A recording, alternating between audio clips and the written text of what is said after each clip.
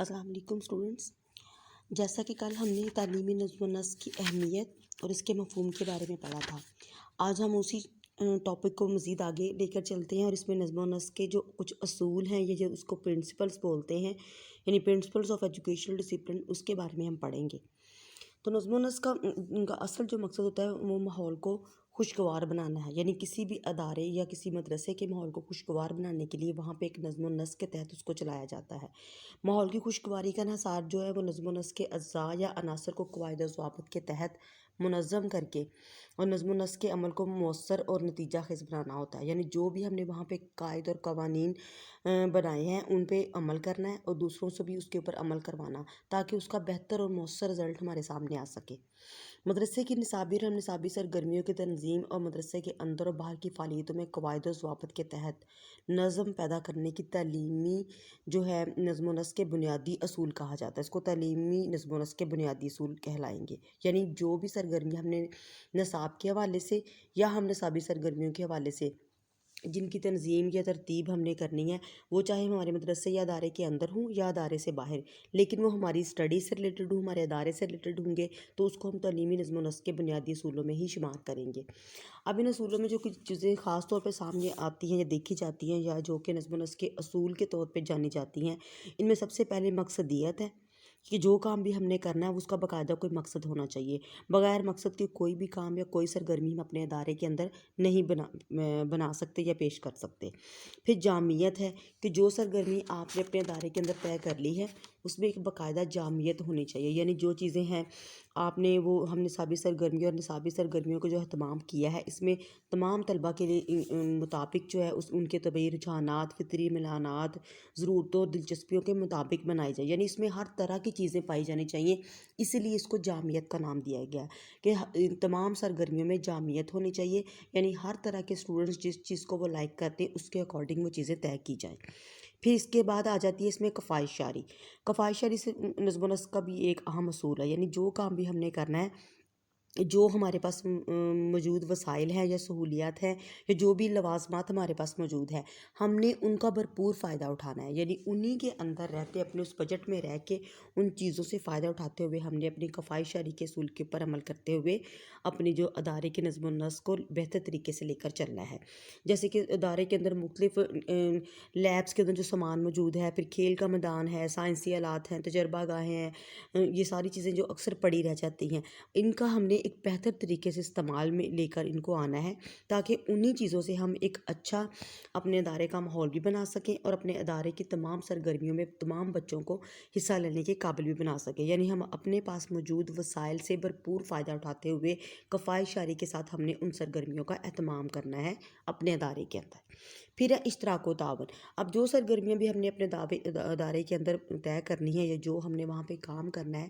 اس میں صدر معلم، اساتذہ اور اساتذہ انتظامی امور کی انجام دہی کے لیے آپس میں ایک دوسرے کے ساتھ جو ہے نا وہ تعاون اور اشتراک کا جو ہے وہ جسے کہیں گے ایک اصول، اس کو اپنائیں گے،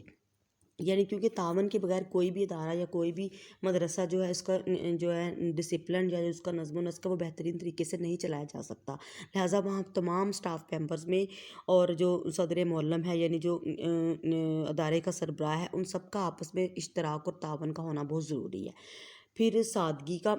دیکھا جائے تو سادگی کے حوالے سے یہ ہے کہ کسی بھی کام کو یا کسی سرگرمی کو یا کسی قواعد و ضوابط کو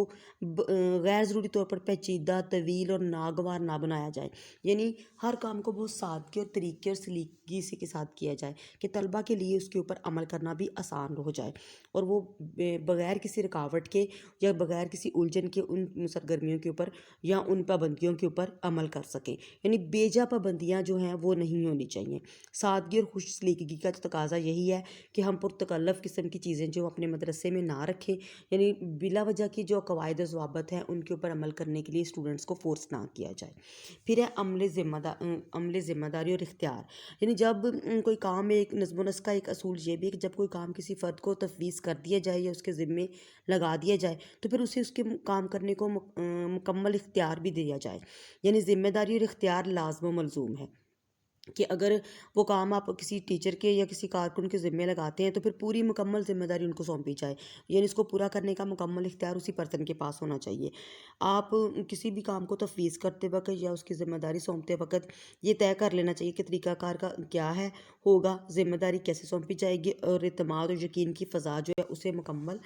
جو ہے نا رکھتے ہوئے اسے مکمل اعتماد میں لے کر اس کے وہ ذمے وہ کام لگایا جائے، پھر ہی اس ادارے کے اندر وہ اس تمام سرگرمیوں یا ان تمام چیزوں کے اوپر صحیح طریقے سے عمل کر سکے گا، اور ان کی جو ہے جو اس کی ذمہ داری ہے اس کو صحیح طریقے سے پوری کر پائے گا۔ پھر منصوبہ بندی کا عمل آ جاتا ہے کہ جو کام بھی ان کو ذمہ لگایا جائے یا جو کام بھی ہمیں اپنے ادارے کے اندر کرنا اس کو باقاعدہ پلاننگ کے ساتھ کیا جائے، یعنی طلباء کی ذہنی استعداد کو بھی دیکھا جائے، فطری میلان بھی دیکھا جائے، ان کی خواہشات اور ضرورتوں کو بھی مد نظر رکھا جائے، اور پھر تمام چیزیں جو کہ تعلیم کے سے ریلیٹڈ ہیں یا آپ کی تعلیمی منصوبہ بندی سے ریلیٹڈ ہیں یا جو اس سے تعلق رکھتی ہیں، ان تمام چیزوں کا خیال کرتے ہوئے آپ نے ایک باقاعدہ پلان کر کے سرگرمی جو ہے وہاں پہ طے کرنی ہے، کیونکہ بغیر پلاننگ کے یا بغیر منصوبہ بندی کے ایک تو ہمارا وقت بھی ضائع ہوگا، اور جو سرگرمیاں ہم طے کر رہے ہیں ان کے اوپر پراپر عمل بھی نہیں کیا جائے گا، اور اس کا رزلٹ بھی مؤثر اور دیر پا نہیں ہوگا۔ پھر اس کے بعد ہے پیشہ ورانہ نشوونما، یعنی پیشہ ورانہ نشوونما کا اصول ہے کہ مدرسے کے ماحول کو خوشگوار بنانے کا تقاضا کرتا ہے، یعنی ہر فرد اپنی پیشہ ورانہ مہارت کے مطابق اپنے فرائض سر انجام دے۔ خوشگوار ماحول اور سازہ میں پیشہ ورانہ نمو اور مہارت پیدا کرنے کے لیے ضروری ہے، یعنی ادارے کا ماحول جب بہت زیادہ خوشگوار اس وقت ہی ہو سکتا ہے جب وہاں پہ پیشہ ورانہ نشوونما ہوگی، یعنی اساتذہ کو تربیت کے بعد وقفے وقفے سے ریفریشر کورسز کروائے جائیں تاکہ ان کو اپنے میتھڈس کو جو ہے وہ ریفریش کرنے کا موقع ملے، اور وہ جو نئی چیزیں اس وقت ہمارے نصاب کا ہمارے سلیبس کا حصہ بن کے آ رہی ہیں یا ہمارے نظام تعلیم میں جو انٹروڈیوس ہو رہی ہیں ان کو وہ نئے طریقے سے طلبہ تک پہنچا سکے، یعنی ان کا جو ہے ٹیچنگ میتھڈ ہے اس کو وہ امپروو کر سکے، اس سے ان کے خیالات میں بھی وسعت آئے گی، اور ان کی پیشہ ورانہ صلاحیتیں جو ہے ان کے بھی نشوونما کے بہترین مواقع میں اثر آئیں گے۔ پھر اس کے بعد آ جاتا ہے کہ معاشرے کے ساتھ قریبی تعلقات، کسی بھی ادارے کے نظم و نسق کا اصول بہت ایک لازمی اصول کہلاتا ہے کہ اس ادارے کا باہر معاشرے کے افراد کے ساتھ بھی قریبی تعلق ہونا چاہیے، یعنی اسٹوڈنٹس کے پیرنٹس کے ساتھ جو پیرنٹ ٹیچر میٹنگ کنڈکٹ کروائی جاتی ہیں اس حوالے سے دیکھا جائے، کیونکہ ہمارے تعلیمی ادارے چونکہ معاشرتی ادارے کہلاتے ہیں، لہٰذا یہاں کا نظم و نسق ہے جو ہمارے معاشرے کے اوپر بہت زیادہ ایفیکٹ کرتا ہے، کیونکہ یہاں پہ جو چیزیں بچوں نے سیکھنی کل کو جا کے معاشرے میں ان چیزوں کو اپلائی کرنا ہے، اس لیے تعلیمی ادارے اور معاشرے کا تعلق جسے ہم کہیں گے نا کہ ایک چولی دامن کا ساتھ بن جاتا ہے کہ ایک کے بغیر دوسرا جو نہیں چل سکتا، لہٰذا معاشرہ جو اپنا نصب العین اسی وقت حاصل کر سکتا ہے جب وہ اپنے تعلیمی اداروں میں نظم و نسق کو بہتر انداز میں پائے گا۔ پھر اس کے بعد آ جاتا ہے اصلاح اور ترمیم، یعنی جو کام بھی ہم نے جو سرگرمی اپنے ادارے کے اندر طے کرنی ہے بدلتے ہوئے حالات اور تقاضوں کے مطابق اس میں اصلاح اور ترمیم کی گنجائش ہونی چاہیے، یعنی یہ نہیں کہ ایک دفعہ جو اصول بنا دیے گئے ہیں وہ ہمیشہ کے لیے قائم کر دیے گئے، ان کو ہم چینج نہیں کر سکتے، یہ بالکل بھی نہیں چیز دیکھی جاتی، بلکہ یہ دیکھا جاتا ہے کہ اس وقت ہمارے حالات، زمانے اور معاشرے کے بدلتے ہوئے تقاضے کیا ہیں، پھر اس کے ساتھ کہ جو جدید تحقیقات، مشاہدات اور تجربات ہمارے معاشرے میں سامنے آ رہے ہیں ہم نے ان کو بھی مد نظر رکھنا ہے، لہٰذا اس لحاظ سے تعلیمی ادارے میں اصلاح اور ترمیم کا عمل جو ہے وہ بھی ساتھ ساتھ جاری رہنا چاہیے۔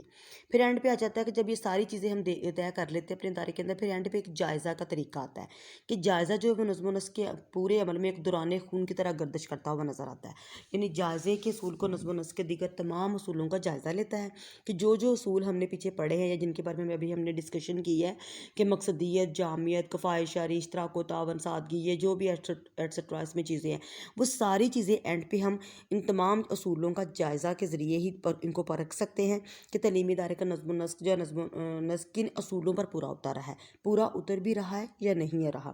لہٰذا جائزے کا اصول اس عمل کی نشاندہی کرتا ہے کہ کون سا اصول نظر انداز ہو رہا ہے جس کی وجہ سے نظم و نسق کا کوئی پہلو کمزور ہے،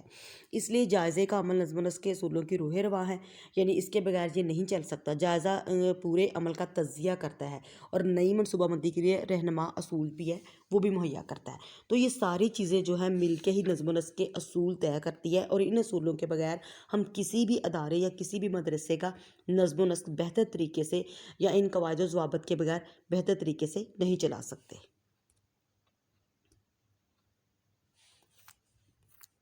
نظم و نسق کے جو ہے تعلیمی اصول ہیں، اس کے بعد ہم نے تعلیمی اصولوں کے بعد دیکھنا ہے کہ نظم و نسق تعلیمی نظم و نسق کے جو ہیں وہ اقسام کون کون سی ہیں. یعنی ہر ادارے میں اندر جو ان کا جو نظم و نسق ہے وہ ڈفرینٹ طریقے کا ہوتا ہے. کسی بھی مدرسے میں یا کسی بھی معاشرے میں جو بھی تعلیمی ادارے پائے جاتے ہیں ان میں جو ہے تعلیمی نظم و نسق ہے وہ اس کی 3 اقسام ہمارے سامنے آتی ہیں، جن میں سب سے پہلے ڈیموکریٹک ہے، ایٹوکریٹک ہے اور لیزز فیئر ہے، یعنی جمہوری، آمرانہ اور عدم مداخلت. یہ 3 وہ اقسام ہیں جس کے ذریعے کسی بھی ادارے کا نظم و نسق چلایا جاتا ہے. سب سے پہلے ہم آمرانہ نظم و نسق دیکھتے ہیں. اس میں یہ کہ یہ آمریت پر مبنی ہوتا ہے. آمریت کا مطلب یہ ہے کہ آمر کا طرز عمل جو آمرانہ ہوتا ہے، یعنی جو ہیڈ ہوتا ہے ادارے کا، اس کا جو طرز عمل ہے کہ بڑا حاکمانہ قسم کا ہوتا ہے. وہ نہ تو کسی سے مشورہ کرتا ہے اور نہ کسی کی رائے کو برداشت کرتا ہے. اس کی ہر بات حکم کا درجہ رکھتی ہے اور وہ ماتحت اساتذہ کو اس کے احکامات کی تعمیل کرنا پڑتی ہے. یعنی وہ کسی اصول و قواعد کو خاطر میں نہیں لاتا. وہ خود تو قانون و ضابطے کو بھی نظر انداز کر دیتا ہے مگر دوسروں سے توقع رکھتا ہے کہ اس کے اصولوں کے مطابق کام کرے. یعنی وہ متحدوں کے خلاف قواعد کے تحت تادیبی کارروائی کرتا ہے، جو کہ خود قواعد کی درجیاں بکھیرتا ہے. یعنی خود کسی قاعدے اور قواعد پر عمل نہیں کرتا، جبکہ اپنے انڈر جو سٹاف ہوتا ہے ان سے یہ ایکسپیکٹ کرتا ہے کہ وہ اس کی ہر کام کو یا ہر حکم کو بجا لائیں اور اصولوں کے تحت مطابق کام کرے. جب اسے خلاف ضابطہ کارروائی کرنے پر ٹوکا جائے تو وہ اس جو ہے اس پہ چیز کو ناپسندگی کی نگاہ سے دیکھتا ہے اور وہ اس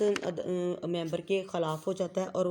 جو ہے اپنی منمانی کرتا ہے. وہ سمجھتا ہے کہ وہ عقل کول ہے اور باقی صلاحیتوں کے اعتبار سے اسے کم تر ہے. یعنی اس میں کسی بھی ادارے کا جو ہیڈ ہے وہ ہر کام اپنی مرضی اور اپنے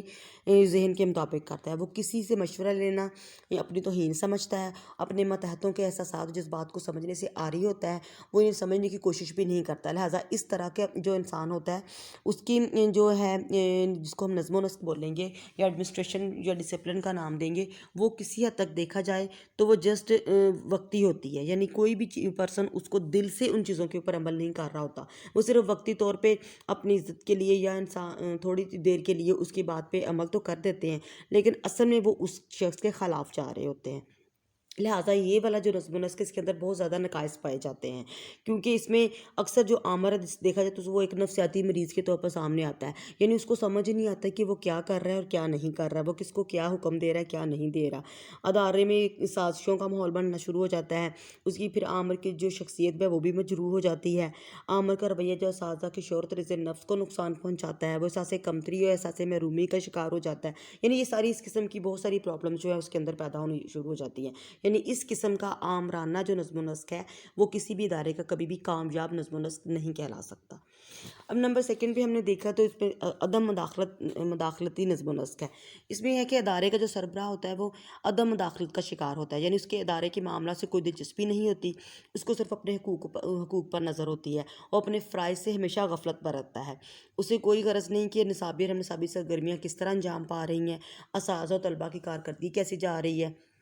اسکول کے نظم و نسق میں تدریسی کام وغیرہ دوسروں پر انحصار کیا جاتا ہے، اسے کوئی غرض نہیں ہوتی. اساتذہ اپنی کلاسیں باقاعدگی سے لے رہے ہیں یا نہیں، اس چیز سے اسے کوئی انٹرسٹ نہیں ہوتا. یعنی عدم مداخلت کی پالیسی کی اختیار کرنے والے سربراہوں کے ادارے عموماً ہم نصابی سرگرمیوں سے عاری ہوتے ہیں، کیونکہ وہ ایسی چیزوں کے اوپر توجہ نہیں دیتے. وہ یہ سمجھتے نہیں ہیں کہ جو ہم نصابی سرگرمیاں یہ ہمارے نصاب کا حصہ ہے، لہٰذا ان کا انتظام کرنا بھی طلبہ کی صحت کے لیے یا طلبہ کی پرسنالٹی کے لیے یا ان کی لائف میں ایک بیلنس کے لیے یہ بہت ضروری ہے، ان کی گرومنگ کے لیے بہت ضروری ہے. لہٰذا عدم مداخلت جو نظم و نسق کے ادارے ہمیشہ عدم نظم و ضبط کا شکار ہوتے ہیں. یعنی وہاں پہ کوئی ڈسپلن نظر نہیں آتا. وہ ہر کام میں سستی اور عدم توجہی دکھاتا ہے. طلبہ نظم و ضبط کی خلاف ورزی کرنا شروع ہو جاتے ہیں. اس صورتحال میں ادارے کا وقار اور جو معیار ہے وہ بالکل گر جاتا ہے اور ادارے کے نتائج خراب سے خراب تر ہوتے چلے جاتے ہیں. لہٰذا اس طرح کے نظم و نسق یعنی عدم مداخلت نظم و نسق جس کو ہم لیزز فیئر کا نام دیں گے، اس میں بھی بہت ساری خامیاں پائی جاتی ہیں. یہ نظم و نسق بھی کسی ادارے کا کامیاب نظم و نسق نہیں کہلا سکتا. اب نمبر 3 پہ آ جاتا ہے جمہوری نظم و نسق. جمہوری نظم و نسق میں جمہوریت، مشاورت، اشتراک و تعاون، عزت و احترام کے درمیان اور آزادی کی مطلب ایک روح موجود ہوتی ہے. یعنی وہاں پہ جو ایک ہیڈ ہوتا ہے وہ ادارے کا، وہ ہر ایک کے مشورے سے، ہر ایک کی مشاورت سے، اشتراک و تعاون سے اور ایک دوسرے کی عزت و احترام کے ساتھ اپنے ادارے کا ہر کام یا ہر سرگرمی جو ہے وہ وہاں پہ اس کا انتظام کرواتا ہے. یہ نظام آمرانہ اور عدم مداخلت نظم و نسق کے درمیان دونوں کی خامیوں سے پاک خیال کیا جاتا ہے، یعنی یہ آمرانہ اور عدم مداخلت نظم و نسق دونوں کی نسبت یہ والا نظم و نسق جو ہے نا بہتر خیال کیا جاتا ہے، کیونکہ اس میں جمہوری نظم و نسق کا قائل جو منتظم اپنے رفقائے کار پر اپنی رائے جو زبردستی مسلط نہیں کرتا، بلکہ وہ ان سے مشورہ کر کے پھر ادارے کا ہر کام یا ہر سرگرمی جو ہے اس کا انتظام کرتا ہے۔ اس سے تعلیمی ماحول خوشگوار ہو جاتا ہے اور نتائج کی ذمہ داری سب قبول بھی کرتے ہیں، کیونکہ سب کے مشورے سے وہ کام کیا گیا ہوتا ہے۔ اچھا منتظم جو ہے وہ مردم شناس ہوتا ہے، یعنی وہ جمہوری انداز میں تمام اساتذہ کو صلاحیتوں کے مطابق ذمہ داریاں سونپتا ہے، کہ جس ٹیچر کے اندر جو قابلیت ہے وہ اس کو اس کے مطابق تمام جو ہے ذمہ داریاں اس کو جو ہے سونپی جاتی ہے، جس سے تعلیمی عمل بھی خوشگوار ہو جاتا ہے۔ پھر جمہوری نظم و نسق کی بدولت اشتراک اور تعاون کی فضا قائم ہوتی ہے اور اساتذہ میں خود اعتمادی پیدا ہوتی ہے، اس طرح ادارے کی کارکردگی بڑھ جاتی ہے اور نتائج خوب سے خوب تر ہوتے چلے جاتے ہیں۔ لہٰذا ہم دیکھا جائے تو ان تینوں قسم کی اقسام میں جو سب سے بہتر ہے وہ جمہوری نظم و نسق قرار پایا ہے، کیونکہ اس میں ادارے کا جو ہیڈ ہے وہ اپنے اساتذہ کے اپنے تمام انڈر جو کارکن ہیں ان کے مشورے سے ہر کام کرتا ہے، اپنی ہر سرگرمی ان کے مشورے کے ساتھ طے کرتا ہے، اور پھر جس کے بعد ان کی اسٹڈی میں بھی اچھے رزلٹس آتے ہیں، ادارے کا ماحول بھی خوشگوار رہتا ہے، اساتذہ میں آپس میں خود اعتمادی اور ایک جمہوریت کی فضا پیدا ہوتی ہے، اشتراک و تعاون بڑھتا ہے۔ یعنی اس نظام کے اندر دوسرے نظم و نسق کی نسبت اس میں اندر خامیاں کم اور خوبیاں زیادہ ہیں، کیونکہ اس سے نظم و نسق میں طلبہ کی شخصیت کی ہمہ پہلے نشوونما بھی ہوتی ہے، ادارے میں اشتراک و تعاون بڑھتا ہے،